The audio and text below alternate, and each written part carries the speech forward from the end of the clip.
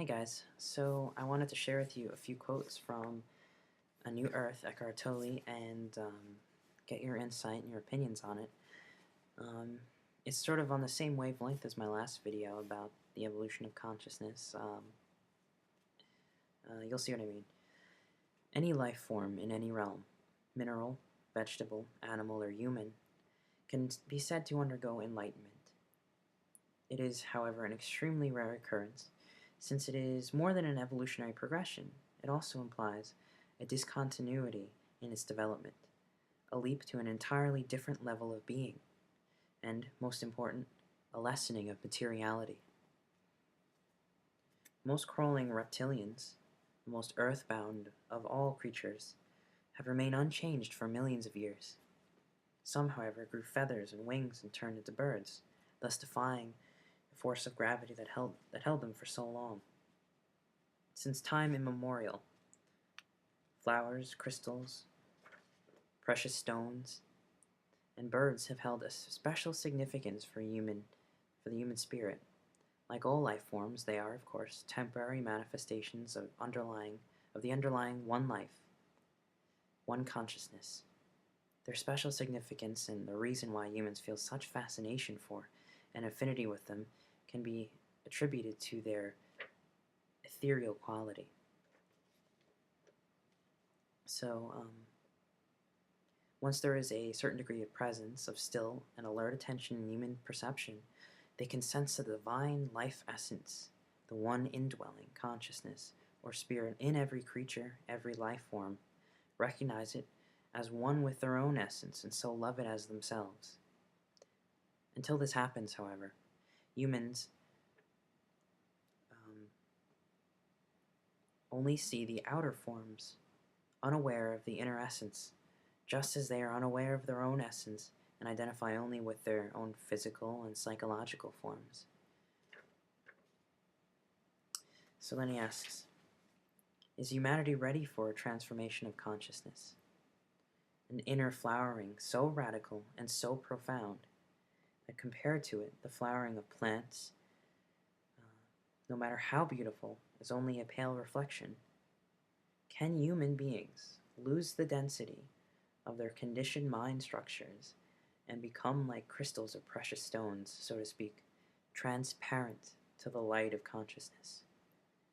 Can they defy the gravitational pull of materialism and materiality and rise above identification with form that keeps the ego in place and condemns them to imprisonment within their own personality?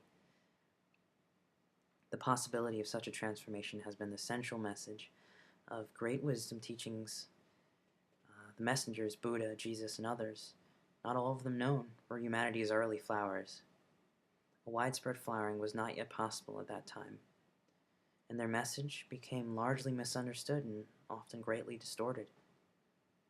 It certainly did not transform human behavior except in a small minority. Is humanity more ready now than at the time of those early teachers? Why should this be so? What can you do, if anything, to bring about or accelerate this inner shift?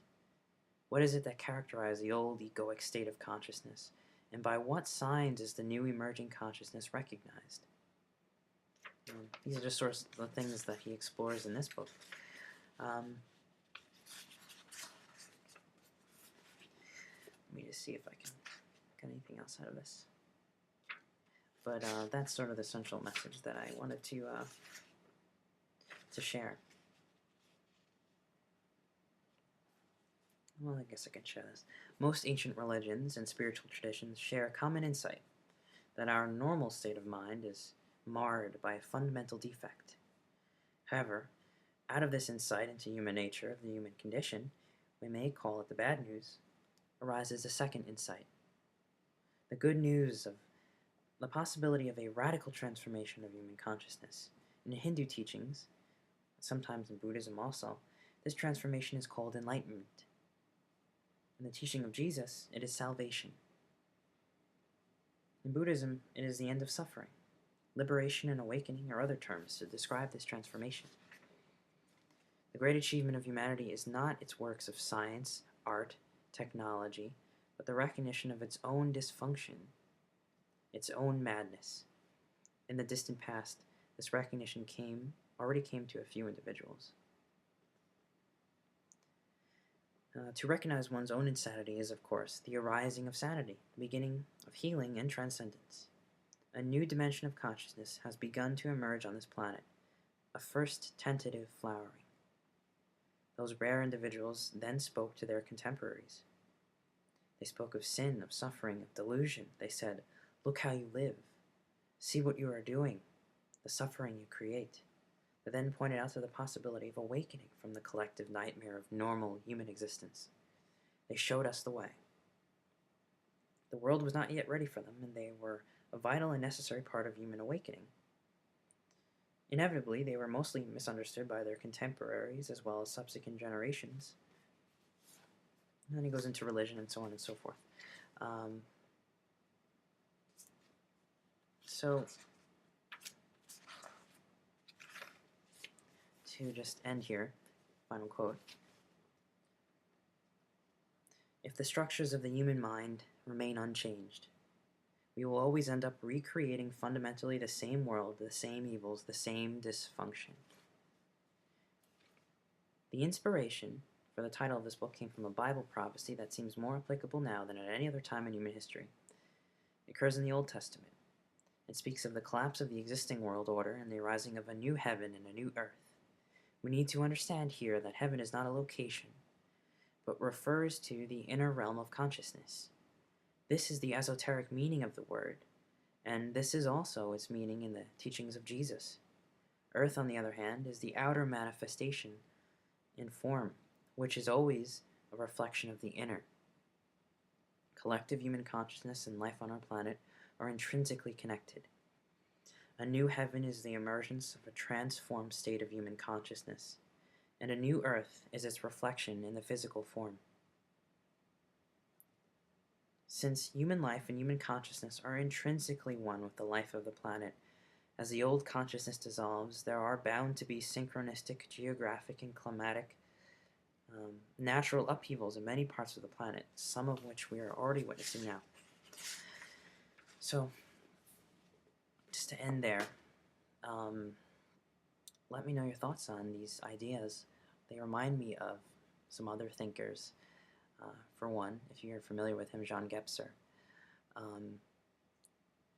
who spoke of consciousness being a series of, or undergoing a series of mutations or shifts, in which the way we perceive the world changed fundamentally in some kind of time of crisis. But what I find in similarity with Jean Gebser and Tolle is that this new shift that they speak of, that they both speak of, in Tolle he called it the integral, not Tolle, in Gebser he called it the integral. It is an arising of the whole, a return to the source.